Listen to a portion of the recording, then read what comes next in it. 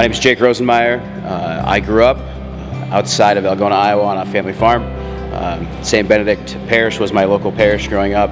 I was very active in the parish as a kid. Our family was very involved. My dad still is the sexton of our local cemetery. We helped at all the church functions, move snow, all these different things. So we were really active in that kind of faith community. And then with that, my parents blessed my sister and I with 14 years of quality Catholic education at the local school system, Bishop Garrigan. So the faith was really an integral part of who we were as a family. My parents both went to Garrigan. Some of my grandparents went to Garrigan.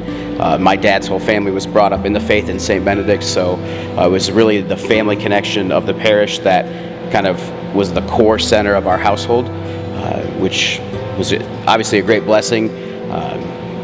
And really provided a lot of great places for my own faith to grow in a number of varied ways, kind of into my vocation that I have now.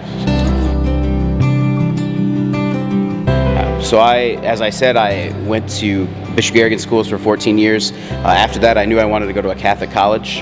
That was really important to me, just a place to continue growing in my faith, the opportunity to go to Mass every day and things like that. So I chose to come out to Sioux City to Briarcliff University, Catholic college in the Diocese, and I studied history, theology, and secondary education.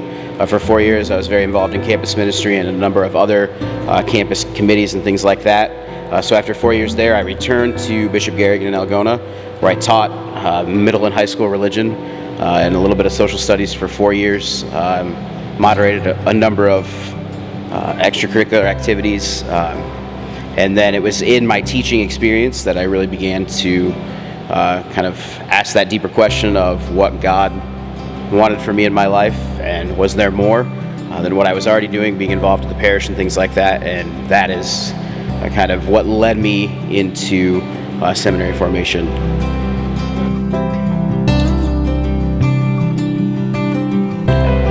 So I thought about the priesthood as a high school student and a college student, and as I like to say, my stubbornness just didn't really allow God to kind of show me that answer, as I wasn't really ready and willing, I think, to accept that yet. So God kind of spoke to me for about 10 years off and on before I realized that, I should probably go to the seminary, give this a try. But it was really in my years in teaching, I walked with a few of my students who were also discerning the priesthood and whether or not they should go to seminary. But really, with that, the example of then Father Ed Geers, now Monsignor Geers, who was my pastor at the time. The year before I entered seminary, two of my good friends lost their fathers. One who was rather elderly and one who died too early from cancer. And I was privileged enough to be with them in some of the moments toward the end of their life, and then just witnessing the way Monsignor Ed interacted with the family at the wake and the funeral. And I think I was at baptism shortly after that. So I saw Monsignor Ed in this kind of different light than I had ever really seen him. And just the joy that he had in working with families and being with people and being able to show them the love of Christ at the worst time of life and also the best time of life was very attractive to me. I've always been a people person, and I think the priest is very privileged in that regard, that they are brought in and welcomed into every situation of our human experience, so the good, the bad, the ugly. And I just really saw in Monsignor Ed, even in those hard situations, just a beautiful love for what he was doing. And so that was kind of my impetus for talking to the vocations office and going to seminary. There are a lot of misconceptions about the seminary, many of which I had, I think, when I entered. I think it's really easy for most Catholics to just assume that, oh, this guy's in the seminary, so he walks around and prays all day long and does nothing else, when in fact seminary is, in some ways, a lot more intense than just walking around and praying all day long. That would actually be a nice experience sometimes. Seminary is a place where we go to kind of discern what the Lord wants from us. So just because you're in the seminary doesn't mean you're necessarily going to be a priest. But formation is there to help you kind of learn what God is calling you to do and helps you listen to what God wants. So I think really, if I could convince people of anything, seminary is about helping us more easily listen and respond to what the Lord is saying to us.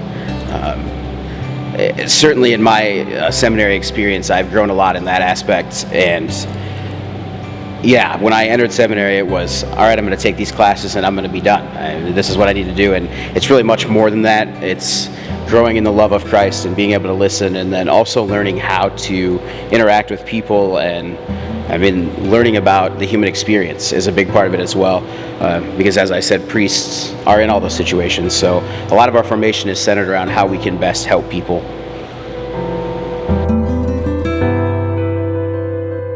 The best piece of advice I could give to someone considering the priesthood is to not hide it.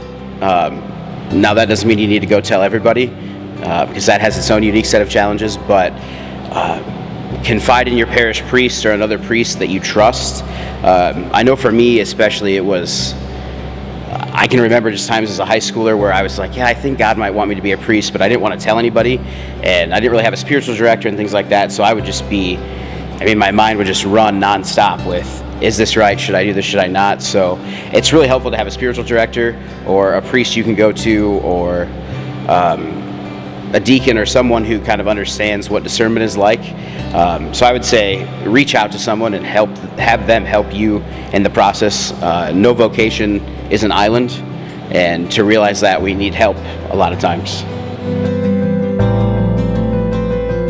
Yeah. Our diocese has experienced a lot of changes in the last 5 years, last 10 years really, with pastoral planning and different things like that. And we're all together, I think, learning how to be Catholics in that new kind of environment of a merged parish and shared pastor and things like that.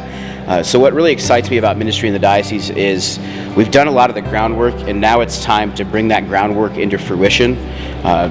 We've merged a lot of our parishes, and we're now creating communities where hopefully the faith can continue to grow and to blossom, and to be a part of that hopefully in the future excites me. I think there's a lot of very good tilled earth here in the northwest corner of Iowa that is just ready for good seeds to be planted and good seeds to grow.